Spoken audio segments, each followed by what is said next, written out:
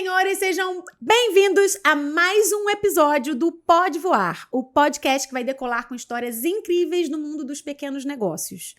Antes de mais nada, já segue a gente aí, já toca o dedo no sininho, já se inscreve no nosso canal e manda aí esse super podcast para todos os seus amigos que você conhece, porque eu tenho certeza que você vai aí abençoar a vida dessa galera que precisa crescer e evoluir aí no mundo do empreendedorismo. Eu sou Thaís Monsores, apaixonada por voos altos na liderança. E hoje, aliás, não sei se vocês estão percebendo, mas há tempos que eu tô sem meu copiloto aqui do meu lado, não é? Tô até um pouco triste por conta disso, mas é porque ele tá fazendo coisas interessantes, coisas boas, depois ele conta, tá bom?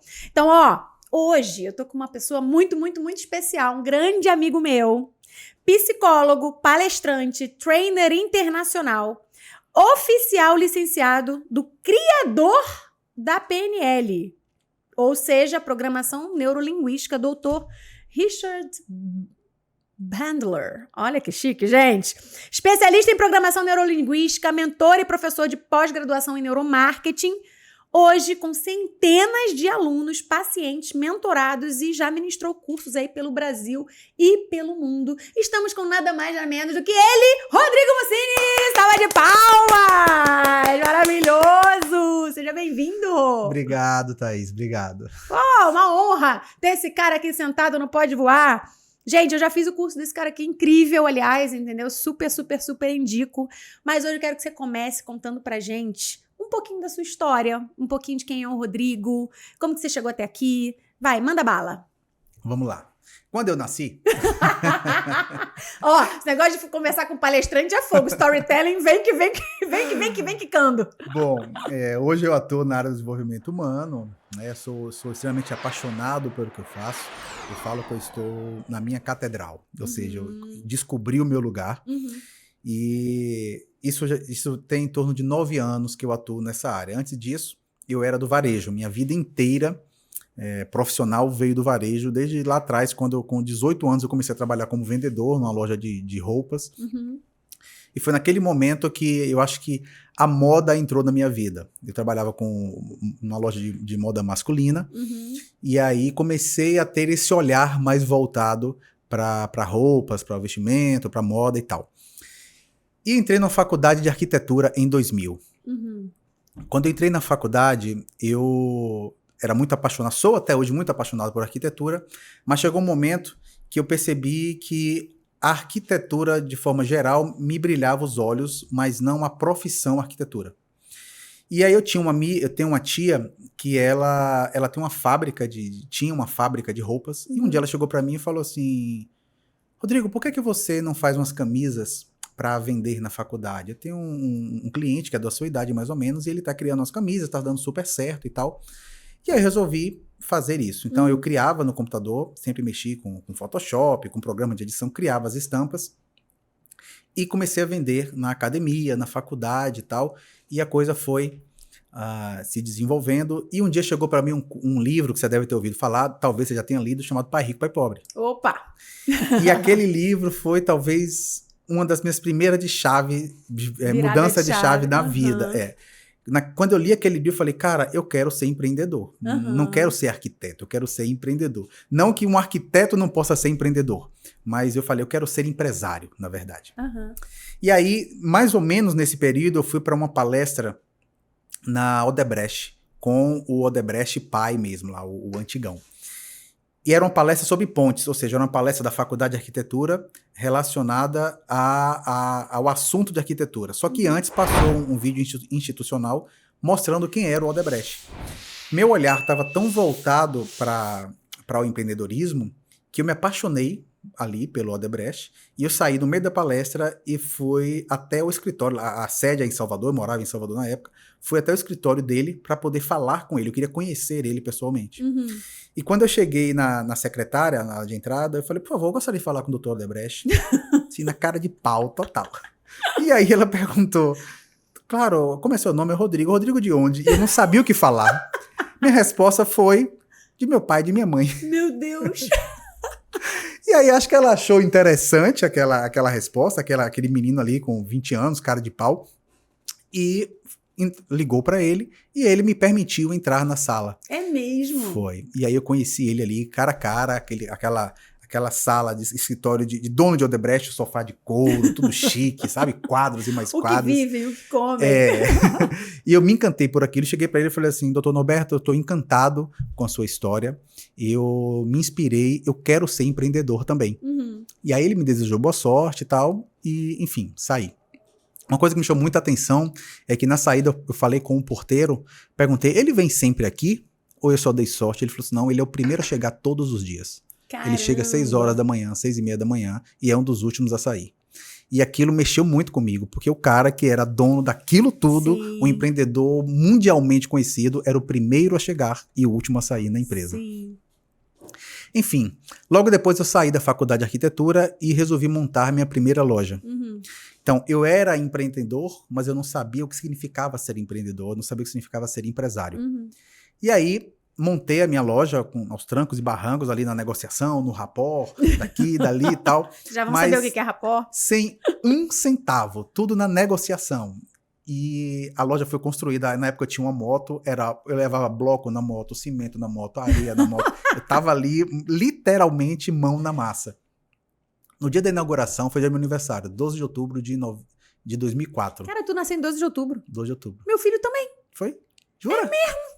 Que massa. Que coisa, gente, dia das crianças. Por isso que eu sou bobo, assim. Então. Peraí, segura aí. Bruno, tira esse negócio aqui de mim que eu tô tendo TDAH. Consigo ficar aqui, eu vou olhando pra gente aqui ao mesmo tempo? Cadê a nossa logo aqui, menino? Obrigada, tchau. E aí, vamos lá, deixa eu voltar aqui. Pronto. Abri minha loja.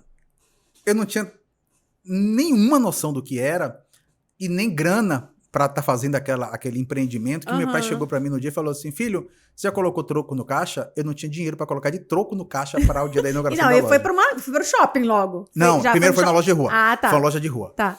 E aí abri a loja, meu pai me emprestou o dinheiro no dia. Eu abri a loja, mas foi como eu te falei, eu não fazia ideia do que era ser empresário, não entendia nada de fluxo capital de de caixa, giro, nada. Pra mim era, vendeu, entrou dinheiro, eu compro alguma coisa e tal, misturava minha conta com a conta PJ, enfim, foi um... E aí começou uma bola de neve desde o primeiro mês, porque era uma confusão, eu não tinha preparo para aquilo, eu tinha apenas a força de vontade de montar a loja. Sim. E aí essa loja durou 4 anos, até que eu terminei fechando. Era uma loja que não me consumia financeiramente muito, eu tinha ali um ponto de equilíbrio, que na época eu não sabia o que era, vim saber depois, de R$2.000 entre aluguel, funcionário e tal. Mas como eu não tinha capital de giro, terminou com 4 anos, com dívida no banco e tal, eu fechei. E aí, quando eu fechei, foi meu primeiro momento muito difícil, porque era um filho que eu tinha gerado, e de repente eu tive que me desfazer daquele filho, ver aquele filho morrer. Ficou um traumazinho. E eu entrei num momento muito, muito difícil da minha vida, porque eu falei, bom, o que é que eu vou fazer da minha vida agora? Eu dediquei a minha vida a isso. Nesse meio tempo, até abrindo um parêntese, eu fazia curso de teatro, e uma vez eu fiz uma peça, chegou um olheiro na peça, que era da Globo, era produtor da Globo, sei lá, e ele me chamou pra ir pra Globo participar de Malhação. É mesmo?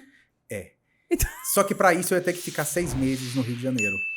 E eu não queria abrir mão da minha loja pra poder ir pro Rio de Janeiro, ficar nessa imersão lá de 6 meses, vivendo no Rio. E aí abdiquei. Minha mãe quase me mata. Porque eu falei, cara, você podia estar na novela um dia desse. Eu falei, mas eu não queria abrir mão daquele sonho que eu tinha da loja e tal. Enfim.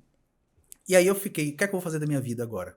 Meu pai, na época, até hoje tem, mas ele tinha um táxi, aquele táxi do aeroporto, e ele me propôs pra trabalhar com o táxi dele para eu fazer uma grana naquele momento. E eu, por preconceito, neguei.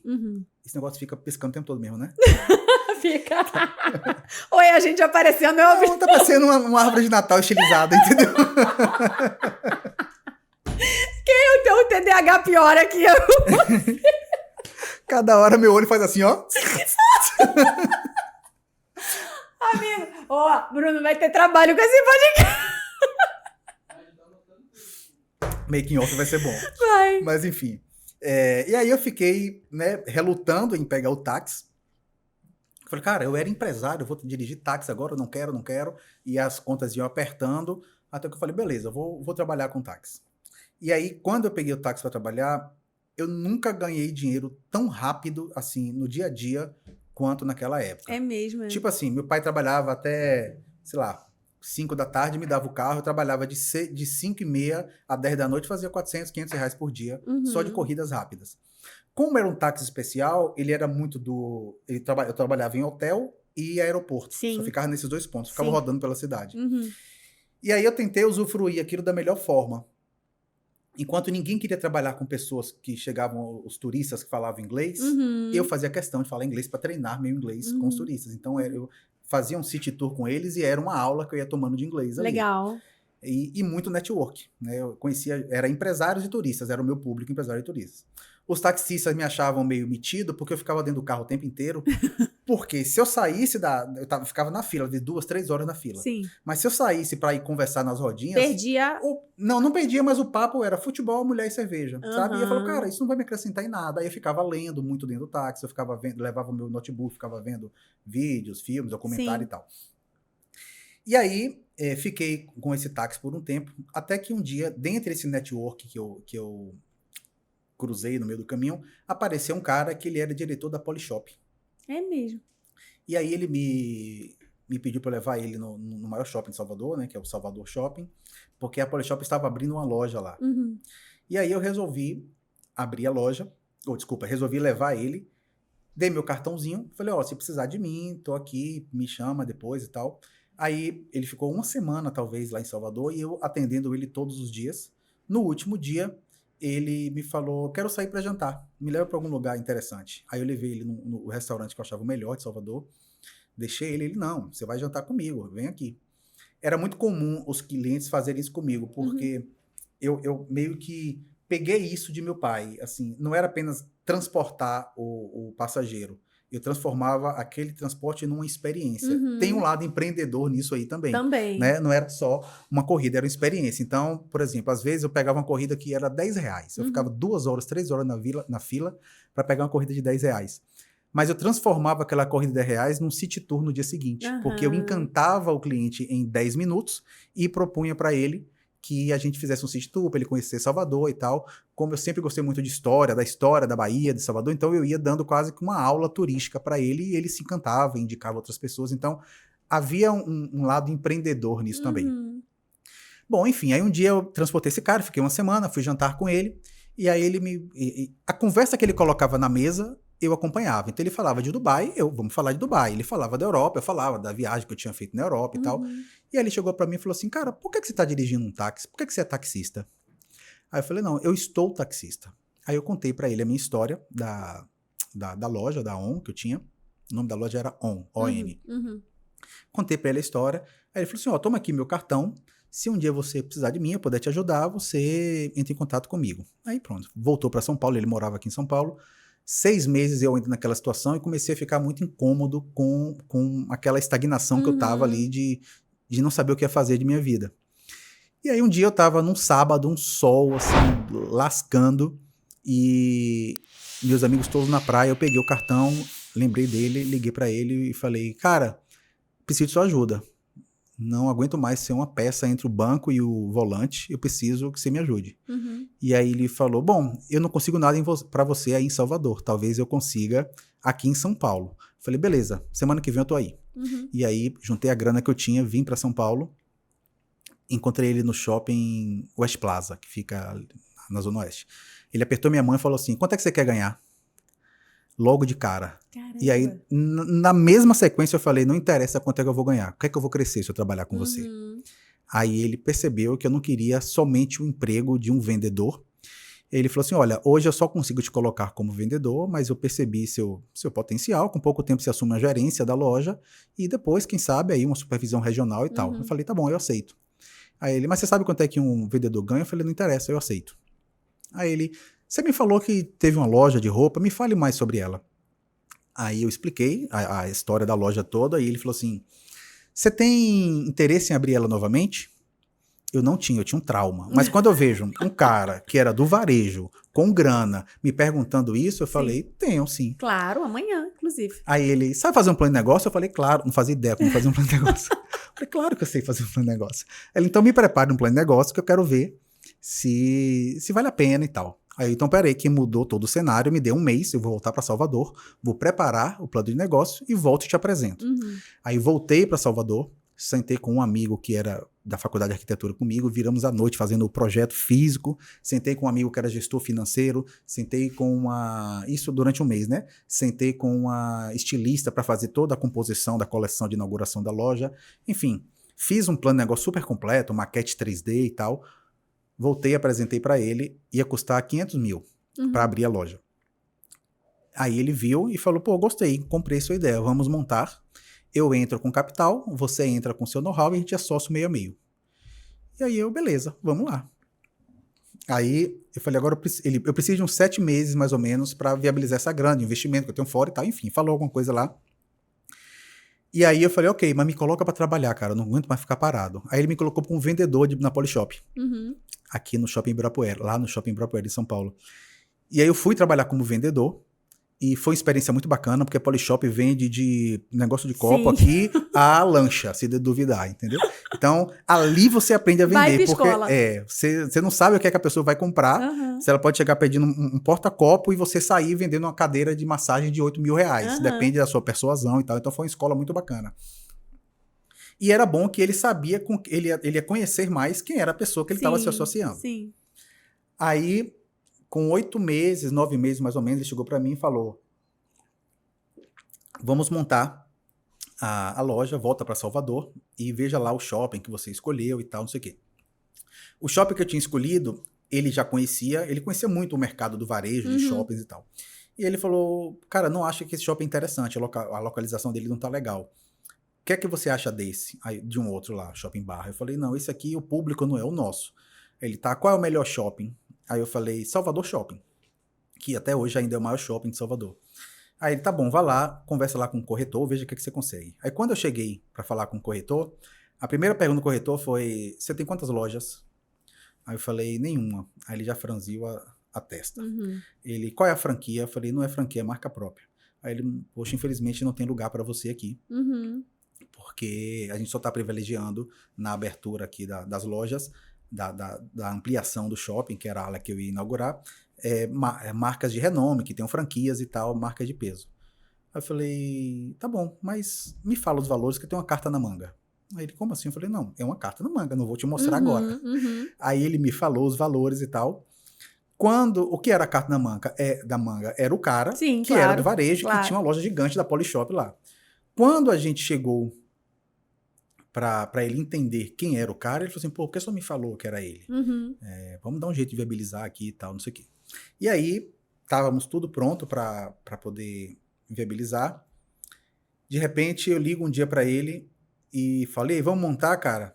Aí ele, não, cara, eu tô com câncer, não vou poder fazer mais nada. Meu Deus.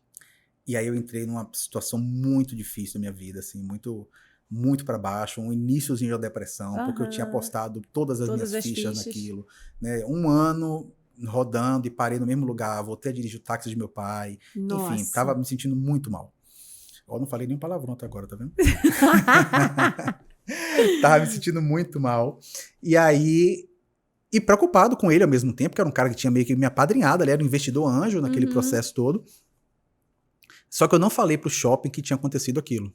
Então o shopping me perguntava, eu falava, calma, estamos viabilizando a grana, não é um investimento barato e tal. E aí ia se esticando o prazo. Aí o shopping inaugurou a ala nova, todas as lojas abertas, a minha era a única que estava fechada. Meu Deus. E aí eu falei, cara, alguma coisa tá acontecendo para essa loja ser minha. Aí liguei para ele falou assim, cara, eu não sei, eu juntei dinheiro a vida inteira, hoje eu tenho dinheiro, mas não sei se eu vou, me isolo no Monte Himalaia, espero a morte chegar, ou se eu busco um tratamento e tal. Aí eu voltei a trabalhar com o táxi de meu pai, comecei a trabalhar numa agência de publicidade, muito para baixo, e um dia ele me falou que ia estar no Rio de Janeiro. Aí eu peguei todo o dinheiro que eu tinha assim, disponível na época, eu comprei uma passagem, fui pro Rio de Janeiro, cheguei no Rio de Janeiro e falei, tô aqui no Rio de Janeiro, vim conversar com você. Nossa. Volto hoje de noite, só vim aqui pra ter uma conversa com você. Aí expliquei a situação toda, ele falou assim, cara, siga a sua vida, se for pra gente montar um dia, a gente vai montar, mas siga a sua vida. Aí eu voltei pra Salvador, Não avisei pro shopping. O shopping me ligava semanalmente, eu só Nossa, cozinhando Rodrigo. com a barriga. E aí, ele falou pra mim, passou uns 2 meses, mais ou menos, ele falou, eu tô indo passar o fim de semana aí em Salvador com minha família. Aí eu, beleza. Aí ele veio pra Salvador, acolhi ele lá. Quando ele chegou no shopping, que ele viu o shopping bombando, aí ele, pô, realmente, é uma oportunidade muito legal. Vamos montar a loja. Aí eu, ufa, beleza. Falei pro shopping que a gente já tava dando partida agora.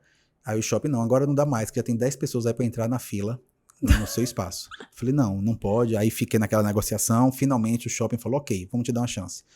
Semana que vem é o prazo para vocês depositarem o valor da luva. Antigamente a gente pagava uma luva que era um calção para o shopping, que custava 40 mil a luva. Porque só a loja custava uns 200 e poucos e o calção era 40.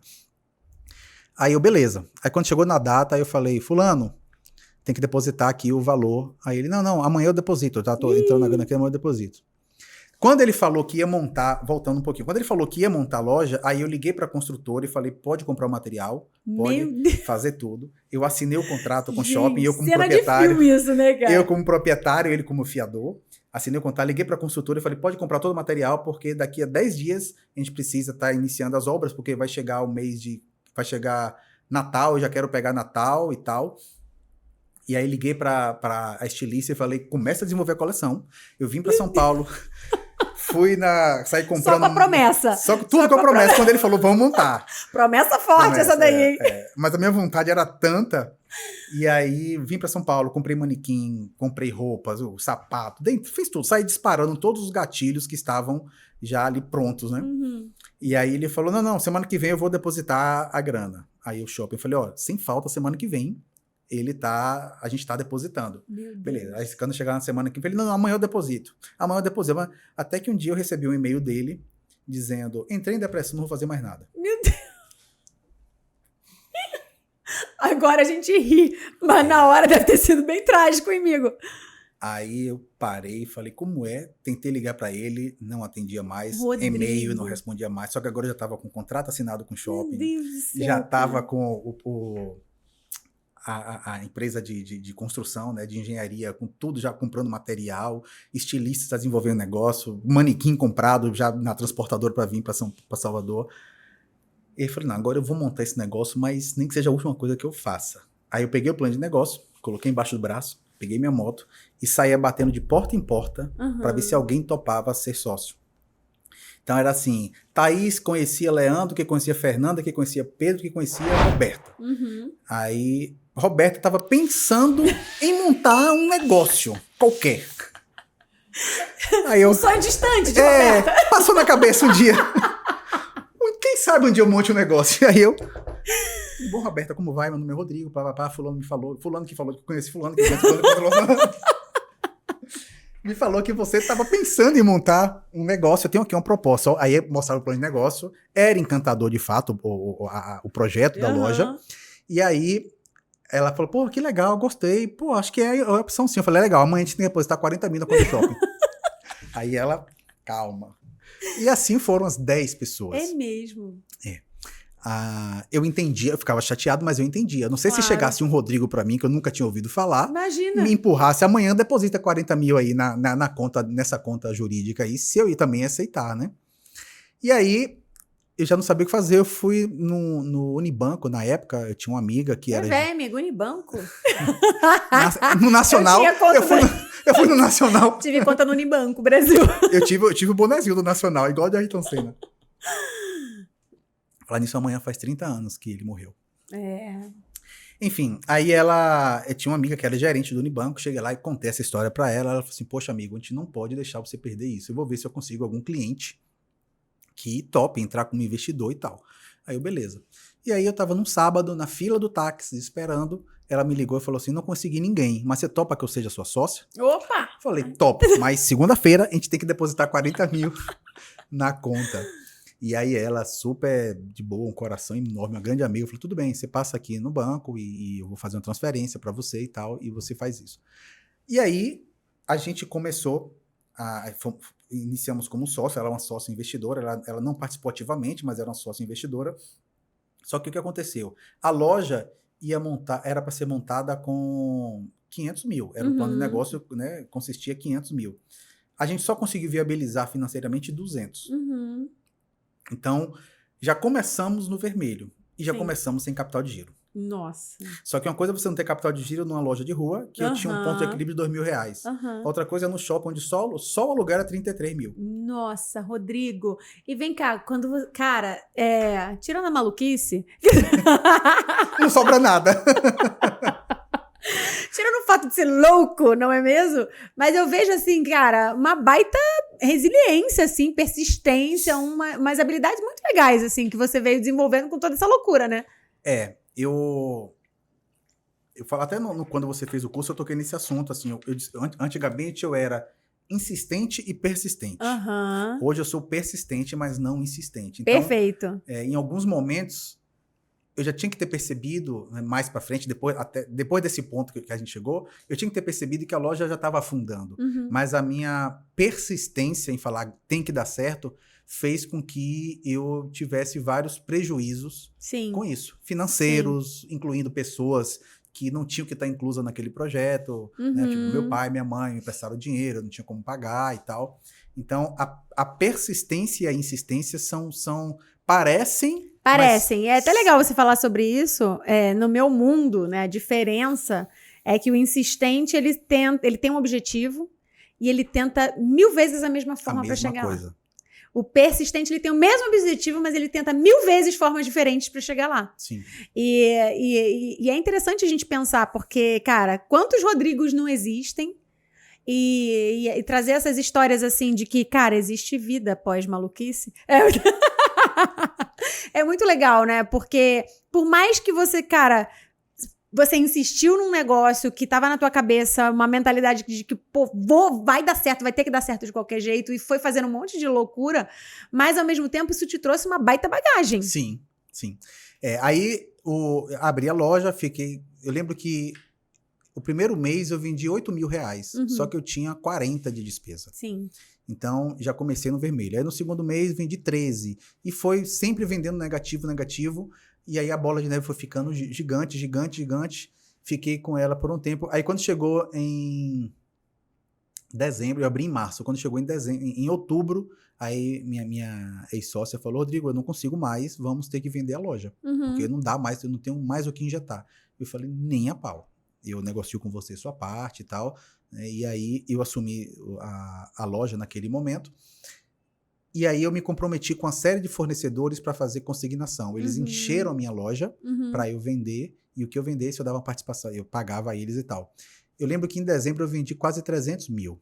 Só que eu já estava com um buraco tão grande, vermelho. Que não era nada. Paguei tudo e comecei o ano zerado novamente, que eu tinha me comprometido com eles. Entendi. E aí... foi com essa bola de neve, continuou rolando. É como se a bola tivesse parado um pouquinho, depois voltou a girar. Deu aquele micro respiro, caiu de novo. Só subi para pegar fôlego. E aí, o shopping chegou para mim um tempo depois e falou assim, Rodrigo, é o seguinte, sua loja vale X, você me deve X. Me entrega a loja que a gente não vai entrar com ação de despejo. Ou a gente vai entrar com ação de despejo, você vai ter que pagar a dívida e ainda vai ser despejado. Nossa. E aí, entreguei a loja e fechei. Então, por que eu tô falando isso? Depois que eu tive que lidar com shopping por 2 anos, eu falo que eu me sinto apto para enfrentar qualquer problema. Eu posso até não resolver, mas eu me sinto apto para enfrentar qualquer coisa. E foi um grande aprendizado. Assim, acho que foi válido, valeu muito, muito mesmo a pena essa experiência toda. Foi árduo. Mas houve aprendizado, houve muito aprendizado. E daí, depois disso, caiu no buraco fundo. Caiu no buraco fundo, e como é que chegou na PNL? Então, aí é o storytelling que você meio que conhece. Quando eu fechei a loja, e aí eu fiquei num momento muito perdido novamente, porque eu tinha dado um círculo, parei no mesmo lugar. E agora, o que eu faço da minha vida? Antes era com 20 e poucos anos, e agora já estava com 33. Se passaram nesse período todo, sei lá, uns 5, 6 anos a mais. E o que eu faço da minha vida agora? E aí minha mãe me vê naquela situação e falou, filho, vamos dar uma espairecida na sua vida, você pensar um pouco, vamos fazer uma viagem comigo, vamos fazer o Caminho de Santiago? E aí eu fui fazer o Caminho de Santiago com ela, e foi muito, muito bacana e transformador. Quando eu voltei, eu comecei eu fui chamado... interessante essa parte. Eu fui chamado para trabalhar numa loja de óculos, numa multinacional, a Sunglass Hut. E aí, eu fui fazer uma entrevista para ser supervisor regional, que era um cargo bem, bem alto. Quando eu fui ser entrevistado, meu currículo mostrava tudo que eu tinha feito, mas eu não tinha comprovação de CLT. Porque quase a minha vida toda eu era... Foi empreendendo e era empresário e tal, então eu não tinha muito cargo ali registrado. Aí a mulher do RH me entrevistou e falou assim, Rodrigo, ela me entrevistou e tal, achou fantástico. Passou uns 10 dias, ela me ligou e falou assim, Rodrigo, olha, infelizmente notícia que não é muito legal para te dar. Você tem uma experiência incrível, melhor do que muita gente que a gente entrevistou, mas eles têm uma comprovação de cargo mais do que você. Então, eu não consigo te colocar nesse cargo. Eu falei, não tem problema, me coloca como gerente da loja, então. Aí ela, não, mas você veio aqui para uma entrevista de supervisor. Aí eu falei, não tem problema, me coloca como gerente. Aí ela, tá, eu vou ver o que é que eu faço aqui. No dia seguinte, ela me ligou e falou assim, Rodrigo, eu tô com vergonha de falar o que eu vou te falar agora. Mas quando eu fui colocar você como gerente, tem muitos gerentes que têm comprovação que você não tem. Olha só. Aí eu, não tem problema, me coloca como vendedor. Aí ela, você tá brincando, esse né? bicho tem uma habilidade de persuasão, mesmo antes. Aí ela falou, você tá É brincando. uma lábia. Você tá brincando. Eu falei, não, me coloca como vendedor, que eu sei que você vai me promover para gerente daqui a um tempo e depois um supervisor. Eu quero que você conheça meu trabalho. Aí ela, não, vamos fazer o seguinte, eu vou te colocar como gerente. Aí eu já entrei como gerente, fiquei por uns 2 anos na empresa, e foi muito legal, assim, a minha visão não era apenas de um gerente de loja, eu tomei a loja como se fosse o empresário da loja. Então, os vendedores muitas vezes ficavam putos comigo, porque eu queria economizar numa folha de ofício, no copinho plástico, porque eu sabia que tinha custo aquilo. Sim. E para eles é tipo, usa, né? Tá aqui mesmo disponível. Então, eu levava a loja como se fosse minha, e muitas vezes até eu tomava advertência por isso. Porque, por exemplo, teve um dia que a porta eletrônica desceu, o vendedor acionou sem querer, desceu, chegou no extintor de incêndio e amassou a porta toda e tal. Nossa. E a loja ficou aberta. Eu tinha que mandar um e-mail solicitando para a equipe técnica, mandar um negócio, não sei o que. Na mesma hora eu acionei uma pessoa que eu já conhecia, que era ferreiro, que trabalhava com portão. De madrugada o cara foi lá no shopping e consertou, no outro dia de manhã já estava pronta. E eu pulei protocolos da loja, porque era o lado empreendedor querendo resolver. Exato. Aí fiquei 2 anos na loja, terminei saindo, e aí quando eu saí, estava ali recebendo seguro-desemprego e tal, aí um amigo me falou, Rodrigo, vai ter um curso de hipnose aqui em Salvador, você não quer fazer?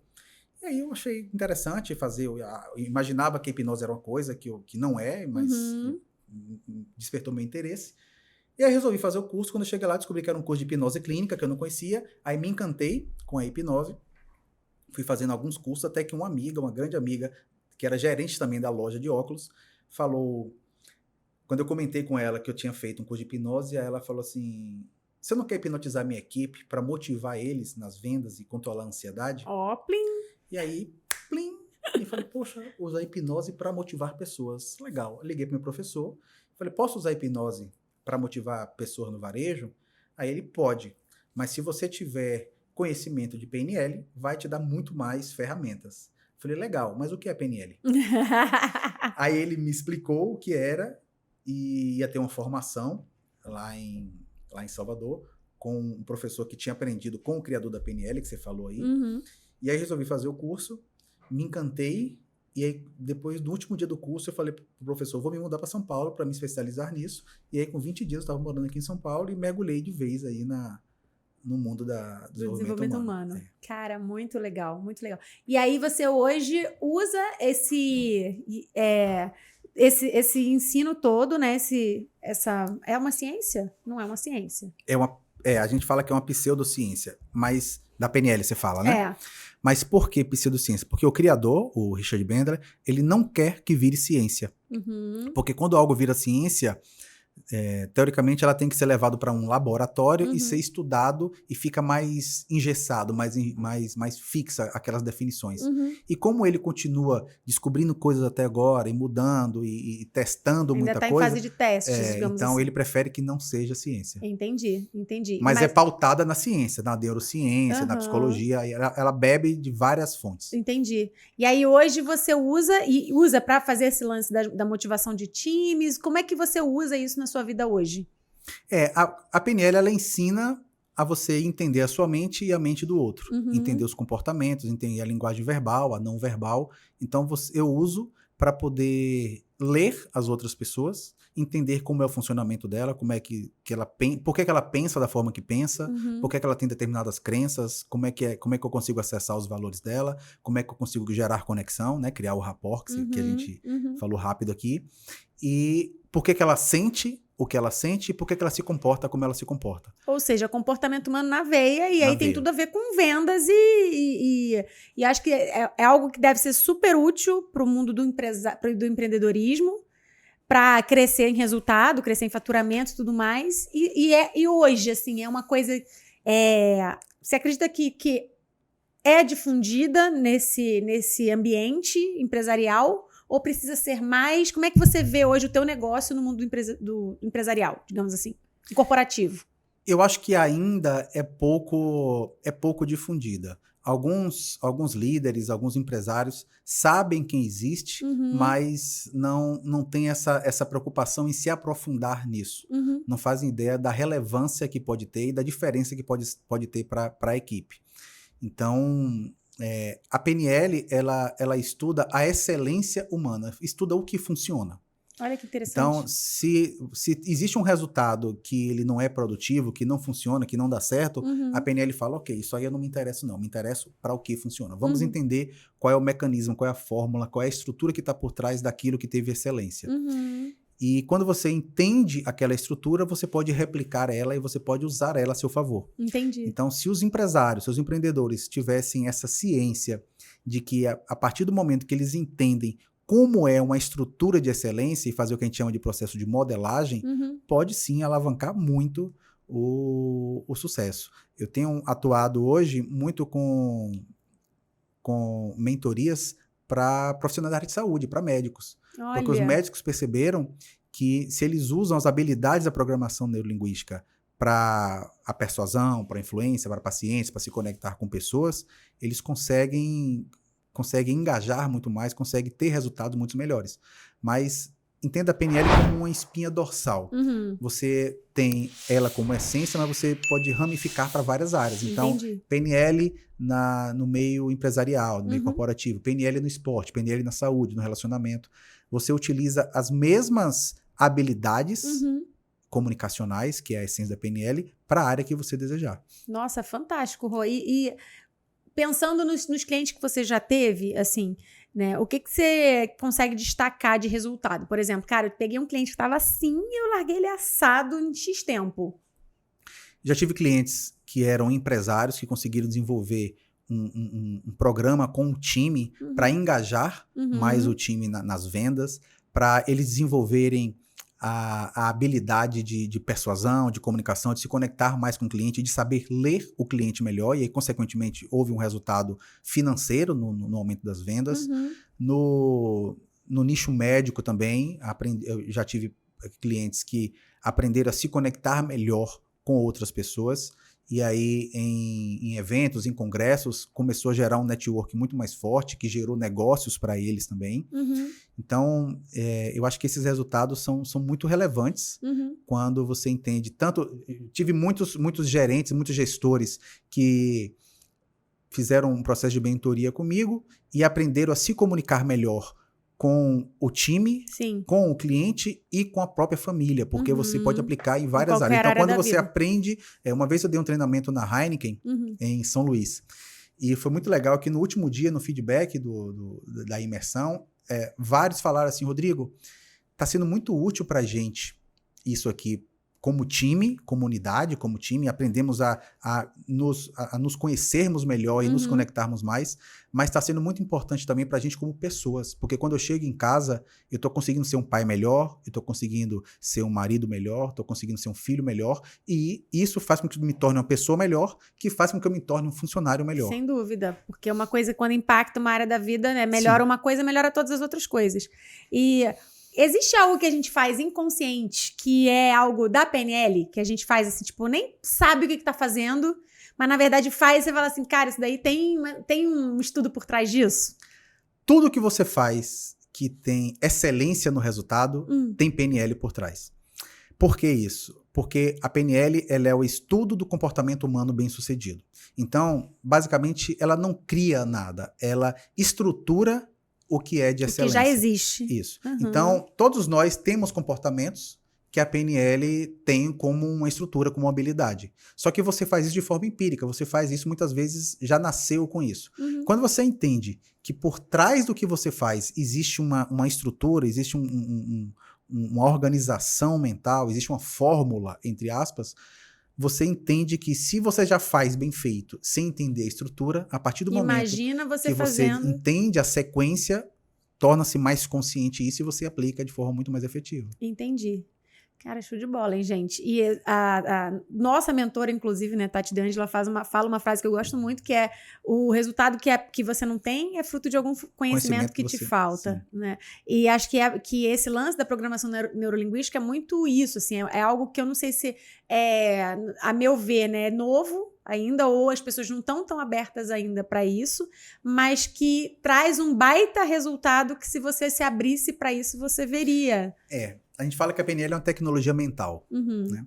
E ela é relativamente nova dentro da área da mente. Ela surgiu na década de 70. Então, você para pensar, tem 40 anos, né? Não é nada. Ou seja, tem muita coisa ainda para se descobrir. Muita. O Bandler, ele fala, ele vai morrer, ele deve estar com 70 e poucos, 80 anos, não sei a idade dele. Mas ele fala, eu vou morrer e eu não vou conseguir passar para o mundo tudo que eu descobri ainda sobre a mente humana. Caramba, que loucura. Então, ela diz a lenda que a gente só usa 10% do nosso cérebro, né? Tem uma porcentagem assim minúscula. E tem várias óticas sobre isso. Na verdade, eu já vi alguns neurocientistas falando que nós usamos 100% da mente, mas com uma produtividade que não é 100%.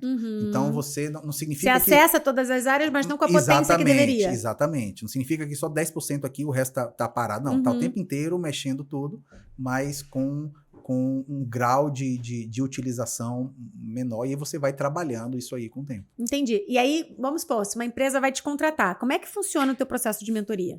Tá. Primeiro, eu tenho uma conversa com o gestor, entendo, ele me passa um briefing do quais são as dores que o time dele tem, que a empresa dele tem, e aí, a partir daí, eu faço uma reunião com todos e passo a ouvir o que é que eles têm ali de gap, o que é que eles querem melhorar e tal. A essência da mentoria é a comunicação, né? A PNL, ela é comunicação. Como eu me comunico comigo mesmo, a intrapessoal, e como eu me comunico com o mundo, com as outras pessoas.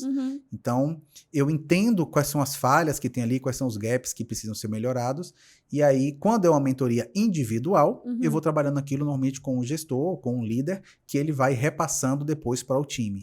Quando é uma mentoria em grupo, a gente tem encontros onde vão sendo colocados dores, problemas, desafios, e a gente vai ali numa grande roda entendendo qual o olhar da PNL para aquilo e como que a gente pode, diante das habilidades que a PNL traz, de técnica, de ferramentas, o que é que a gente pode aplicar para aquilo para poder ter um resultado melhor. Então, uma pessoa me traz um cenário, por exemplo, eu não consigo ter um relacionamento produtivo com meu colega de trabalho.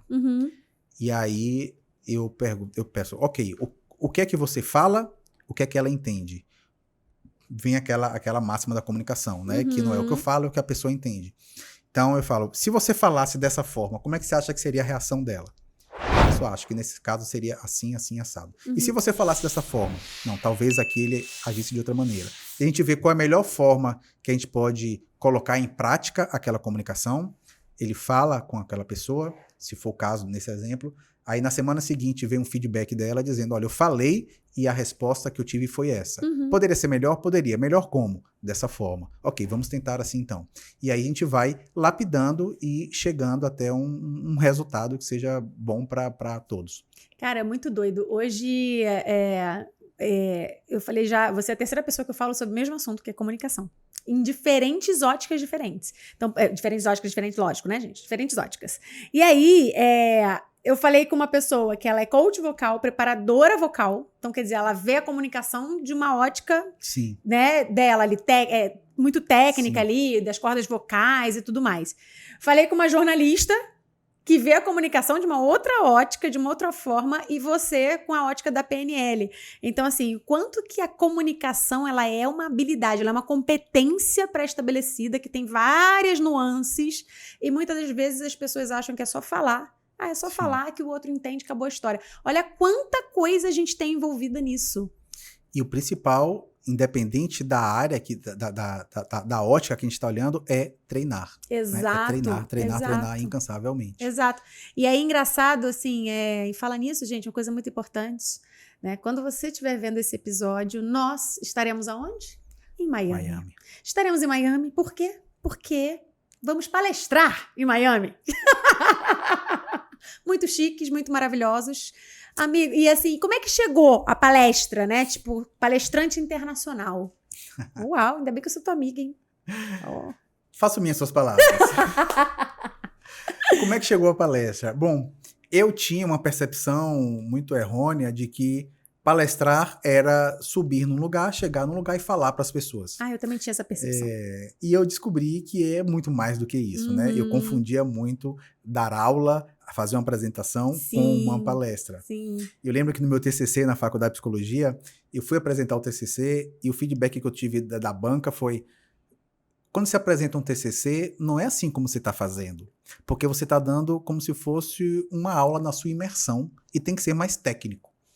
E eu entendi que eu estava agindo de uma forma em um ambiente que não era para ser. Eu precisava ser mais acadêmico. Entendi. No momento que eu era mais imersão, que eu era mais aula, professor. E aí eu quis me aprofundar mais no que era fazer uma palestra, do que era subir num palco e palestrar no mundo corporativo. Porque eu acho que a palestra é a melhor forma que a gente tem em uma hora ali de você impactar o maior número de pessoas, né? De a gente colocar a nossa verdade para o mundo. Sim. Pelo menos eu fui muito em busca disso, assim. Eu, como era muito tímida, muito, né, tipo, achava que não era capaz e tudo mais, eu tinha um sonho, eu sonhava, amigo, assim, nos meus melhores sonhos, eu via as pessoas olhando pra mim e batendo palma. Era um sonho recorrente, isso. Engraçado, né? E logo eu que não tinha coragem nem de falar oi na chamada na escola. Presente. Só de fazer isso já queria morrer. Então, assim, não sei qual foi a tua motivação para ir em busca da palestra em si. A minha foi muito isso, assim, cara, qual é a melhor forma? E tanto que eu fui pro voo e meu melhor momento era o momento que eu fazia o speech. Que eu pegava aquele microfonezinho e falava: senhoras e senhores, sejam bem-vindos ao voo. Aquilo ali pra mim era o auge do que eu fazia. E acho que é muito a coisa da infância que vem, né, cara? Eu acho que se a gente vai pro lado da psicologia, é isso aí. Muita falta na infância você quer completar. Exato. Agora na vida adulta. Meu caso com a palestra não foi muito assim, foi ao acaso. Eu nunca me vi como palestrante, eu nunca me vi como professor, eu nunca me vi fazendo imersão como trainer. Foi acontecendo as coisas. Então, eu nunca tinha me visto como psicólogo. Eu acho que quando teve aquela girada de chave do curso de PNL e que eu me encantei pelo mundo da mente humana, que eu falei, cara, isso aqui é uma imensidão, isso é um oceano para se trabalhar. É verdade. E é encantador. Até hoje, quando eu atendo, quando eu faço alguma intervenção e que eu percebo a mudança que tem na mente daquela pessoa, ainda eu me assusto até hoje com as coisas que eu consigo proporcionar a ela, com o resultado que vem muitas vezes.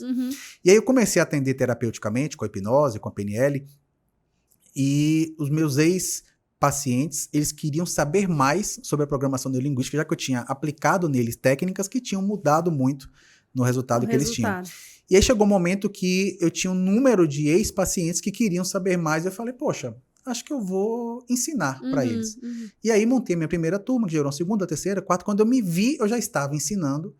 E aí, do ensinar, veio, por que não palestrar também? Então, uma coisa foi levando a outra. Nunca foi um sonho meu, foi acontecendo, entendeu? E é interessante, assim, né, quando eu vejo tua história, tipo, quanto que você persistiu, quanto que você, cara, não desistiu no meio do caminho e tal. E eu acho que isso levou muito a gente aonde a gente chegou nesse lance de Miami, falando de Miami, Sim. né? Então a gente, cara, concorreu com um monte de gente muito boa. Tô concorrendo ainda? Gente, estamos concorrendo. Quando você ver esse episódio, você vai saber quem ganhou.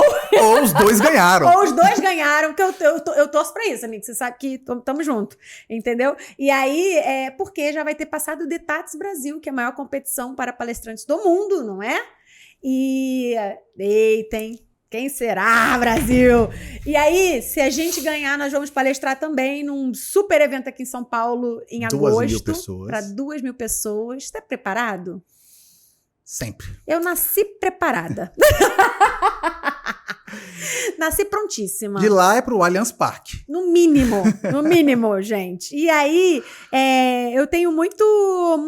Cara, estar nesse mundo do desenvolvimento humano e das palestras e da comunicação e tal, me trouxe grandes presentes. Você é um super presente.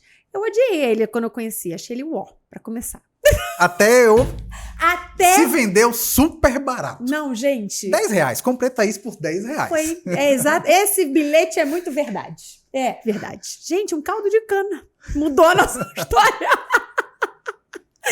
Rodrigo tinha uma cara, assim, muito metido. E eu lá, né, super assim, aberta para o mundo. Eu não ali. sou a pessoa, quem me conhece sabe que eu não sou metido, mas quando eu chego num ambiente que ainda não é o meu, eu fico muito mais na minha, entendeu? Eu fico reservado, observando. E eu querendo puxar um assunto, e o Rodrigo assim, ok. E eu, fi. Aí no dia seguinte ele me aparece com um caldo de cana, já amoleceu meu coração muito rapidamente. Pronto, ficamos best friends. Olha que belezinha. Tá vendo? Rapport. Vamos pra Miami. Ok, que coisa. Amigo, obrigada por você ter vindo até aqui. Você é um cara incrível, de verdade. Eu super te admiro, tua resiliência, tua persistência, tua... sabe, a tua motivação de fazer acontecer. Rodrigo todo dia me liga e fala assim, e aí, já treinou a palestra? E aí eu falo assim, para, Rodrigo, tá me constrangendo, porque eu sou aquela que vai fazer tudo em cima da hora, gente. Não repitam isso em casa, entendeu? Seja igual o Rodrigo. Meu pai, minha mãe, eles sempre falam que um dos atributos que eles mais veem em mim e que admiram é a minha persistência, é a minha vontade de não ouvir um não e desistir com aquilo. Sim, né? E que veio, aí voltando um pouco, você falou que veio lá da infância, de momentos que eu tive não, tive que correr atrás. Mas minha mãe me deu outro dia um quadro que eu achei bem legal, tá até no meu escritório, que fala assim, se for difícil, eu faço. Se for impossível, me dá 5 minutos. Adorei! Cara, e é justamente isso, assim. Se a galera quiser te contratar, como é que te acha? Rede social, Instagram, Rodrigo Mussini, com 2 6. Eu não sei se aparece aqui. Parece. Agora é hora de aparecer. Rodrigo Mussini, com 2 6. LinkedIn também, Rodrigo Mussini. YouTube, Rodrigo Mussini. E-mail, Rodrigo Mussini. Gmail, tudo é Rodrigo Mussini. E temos previsão para um novo curso aí? Temos em junho, 1º e 2 de junho, Boa. em São Paulo. Então entre em contato com o Rodrigo, porque o curso é fantástico. 2 dias? 2 dias. 2 dias. Sábado e domingo. Sábado e domingo eu já fiz e eu assino embaixo, entendeu? E, amigo, muito obrigada pela sua presença. Prazer enorme ter você aqui. Gosto muito de você. Eu também. Gostei de você desde o início. Diferente de você, não, eu demorei 5 minutos, mas... Quando eu vi ela, eu olhei pra Thaís e falei assim, não, essa aí ela tá com a cara enfesada. É difícil, mas eu faço. Me dê 5 minutos. Me dê 5 minutos que eu quebro. Mas eu gostei muito da sua energia. Acho que sua energia foi o que me conquistou, assim. Seu sorriso, você sempre de boa com tudo, pra cima. Conheci Leandro, aí falei, é um casal maravilhoso demais. E vem cá, pergunta que não quer calar. Psicólogo pode voar? Psicólogo pode decolar no espaço. Muito bom, gente. Uma salva de palmas pro Rodrigo Mussini. Uhul!